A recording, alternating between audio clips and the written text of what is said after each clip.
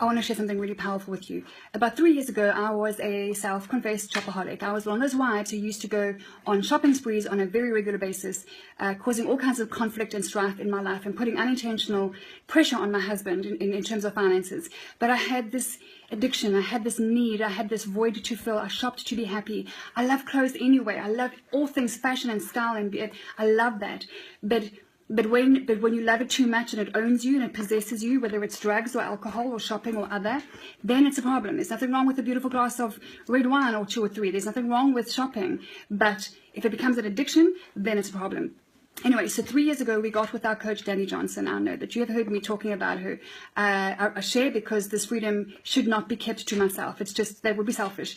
So 3 years ago, she told a story that she used to spend $25K a month on shopping and fun. And I was like, thank you, Lord, for getting me with a woman who spends more than I do. But in fact, the truth is that if I had her earning power then, I would have spent the same, no doubt about it.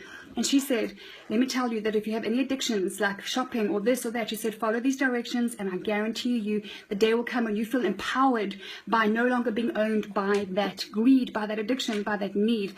And I sat there and I thought, man, I don't know if you know how much I need to shop. It fills me up, okay, only for a couple of days at a time, but it fills me up. How am I going to do this? But because of the phenomenal results I saw in her life and in the lives around her and her other clients, I shut my mouth and I decided I'm going to follow directions. I resisted, oh my gosh, I resisted shopping so many times. I would almost cry. I think I cried a few times just saying, God, how am I going to do this? But I did it. Listen. So she said, pick a fun budget, okay? Choose a fun budget. Now, there's DannyJohnson.com is where it's at, where it's war on debt, and there's a way of how to work out your fun budget. And she said the day will come when you don't overspend anymore, where you stick to your budget. In fact, you won't even find satisfaction in spending on the things you spent on anymore. I'm like, okay. Well, the day came. The day came. I want to show you something. I've been looking for the right pair of red shoes for probably about a year now, and not just any pair of red shoes would do, but just red shoes. So the conversations I used to have when I went to the shops, you need to understand, is I used to have conversations, clandestine little closet, excuse the pun, closet conversations, and like guilty affairs, almost like, because I was having an affair because it was shameful, it was guilty, spending more money that we did not have. And I used to go into the shop and see these beautiful things like shoes and handbags and clutch bags and turquoise silk, and turquoise silk is still one of the wonders of the world as far as I'm concerned. But it pulled me in and it owned me. It was like a force sucking me in. And then I would hear from the other side of the room, I've been waiting all day for you. And I go like, and it would be the pair of shoes, of course, talking to me. Who else? Talking to me, because she would say, I've been waiting all day for you. I wasn't going to go home with anybody else. And I would go, get all coy and kind of like, just make sure that no one else is looking, and like a real affair.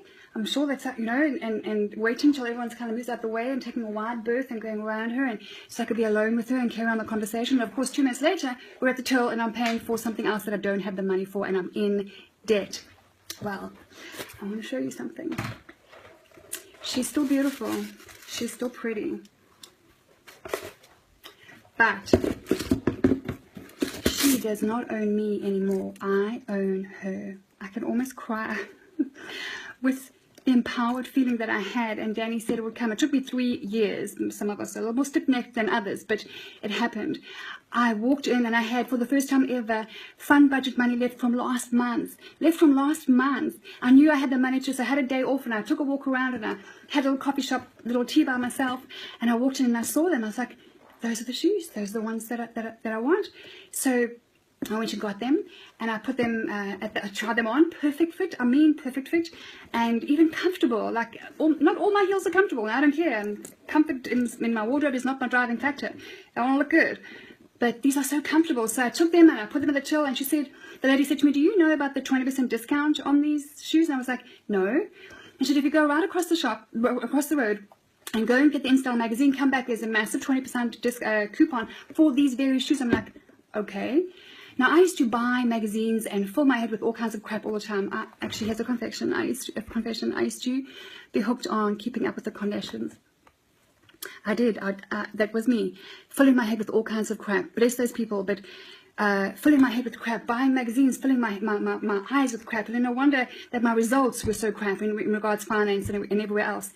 So I haven't bought any magazines since then. Okay, I might have bought 1 or 2 in the last 3 years, but like compared to 2 or 3 a week. So I stopped buying the magazines, and the only time I bought this magazine ever now after all my training is when there is a blessing for being obedient with the little things, like the things that God gives us, like influence and relationships and finance and our business and my marriage and my parenting and my family.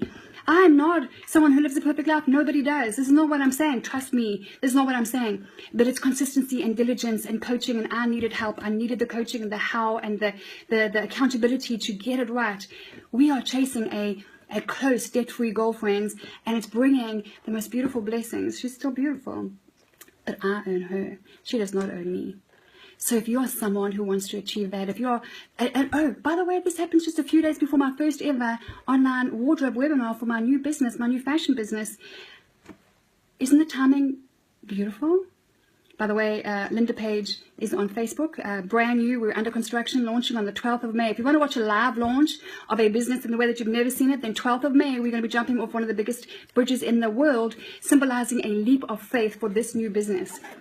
Friends, join us. Join us on learning how to shop with purchase with purpose. Otherwise, it's empty. You know that if you know what I'm talking about. So go and find LindaPaige on Facebook. Like us. Join us for a live, in front of a public audience, world launch for this new business that is going to bring freedom through fashion. Freedom in all areas of slavery and bondage. I could go on forever. And thank you for listening for 6.5 minutes.